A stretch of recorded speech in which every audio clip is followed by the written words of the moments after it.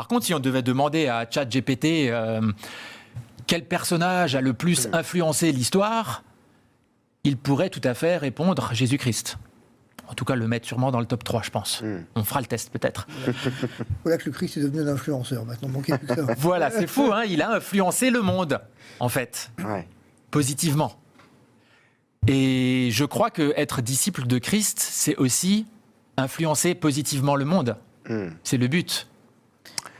Moi, il y a une question qui me vient quand même. Il y a un truc qui... La limite de l'exercice n'est-elle pas précisément dans le nombre ? Dans le nombre.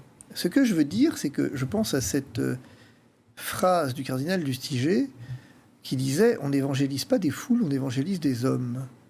Est-ce qu'il n'y a pas un risque avec le réseau social, au fond, de s'adresser à des foules, un peu comme cette dimension impersonnelle, finalement, et d'en oublier, finalement, que la foi, elle se transmet d'homme à homme, quelque part. David Antoine. Alors, c'est juste, et c'est faux. C'est juste parce qu'on est appelé, en tant que disciple de Christ, à parler à notre prochain, à ceux qu'on croise sur notre route, donc d'homme à homme, parfois autour de la table, à 2 ou 3 personnes. On peut aussi voir Jésus qui s'adressait à des foules. Il devait parfois se mettre sur un bateau et s'élever plus haut pour que la foule puisse l'entendre au loin. Donc il s'adressait aussi à des foules. Je crois que parfois, Dieu il nous donne l'opportunité de parler à plus de personnes. Ce qui présente aussi des risques.